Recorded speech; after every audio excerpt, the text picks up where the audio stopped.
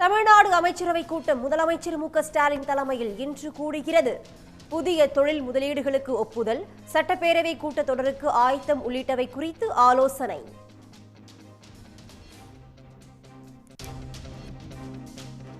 அயோத்தியில் நடைபெற்ற கோலாகல விழாவில் ராமர் சிலைக்கு பிராண பிரதிஷ்டை.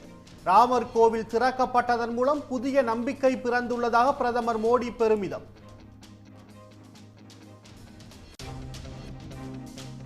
அயோத்தி ராமர் கோயிலில் இன்று முதல் பக்தர்கள் தரிசனத்திற்கு அனுமதி. நாள்தோறும் 2 கால பூஜைக்கு ஏற்பாடு.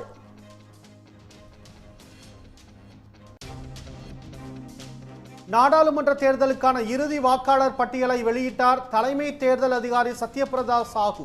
தமிழ்நாட்டில் 6,18,00,000 வாக்காளர்கள் உள்ளதாக அறிவிப்பு.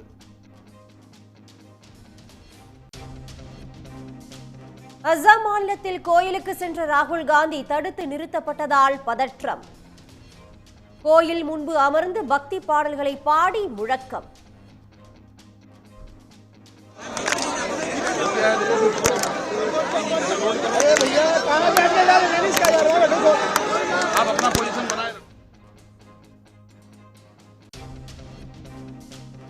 தான் தோன்றித்தனமாக மிரட்டும் தொனியில் பேசுவதை அண்ணாமலை நிறுத்த வேண்டும். அண்ணாமலைக்கு அரசியல் பக்குவம் கிடையாது என கே பி முனுசாமி விமர்சனம்.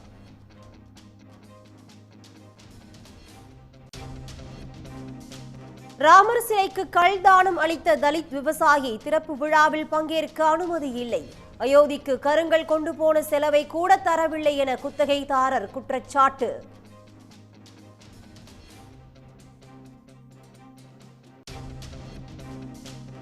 பாஜக தலைவர்கள் வதந்தி பரப்பும் வாட்ஸ்அப் யூனிவர்சிட்டிகளாக செயல்படுவதாக முதலமைச்சர் மு க ஸ்டாலின் விமர்சனம். கோதண்டராமர் கோவிலில் அரசியலை தேடிய ஆளுநரிடம் இருப்பது பக்தியா, பகல் வேடமா எனவும் கேள்வி.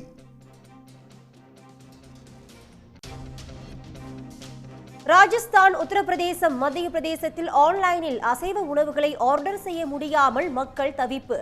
ராமர் கோயில் திறப்பு விழாவிற்காக அரசு தடை விதித்ததாக ஜொமோட்டோ நிறுவனம் விளக்கம்.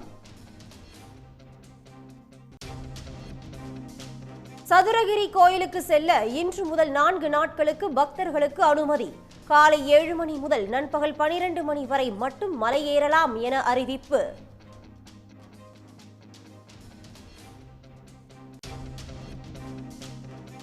மக்கள் நீதி மையத்தின் அவசர நிர்வாக குழு கூட்டம் சென்னையில் இன்று கூடுகிறது. நாடாளுமன்ற தேர்தல் குறித்து முக்கிய முடிவு எடுக்கப்பட உள்ளதாக தகவல்.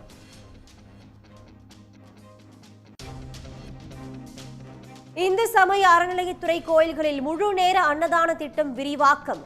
நாளொன்றுக்கு 82,000 பக்தர்கள் பயன்பெறுவார்கள் என தமிழ்நாடு அரசு அறிவிப்பு.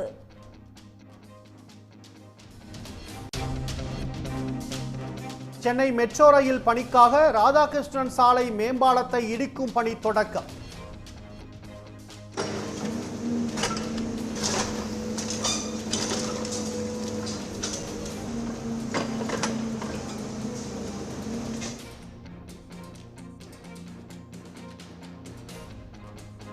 பாலத்தை இடித்து அகற்றும் பணி 1 மாதம் நடைபெறும் என எதிர்பார்ப்பு.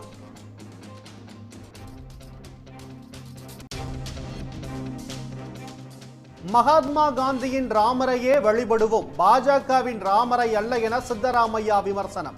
கடவுளை விடவும் மனித தன்மையே மேலானது எனவும் கருத்து.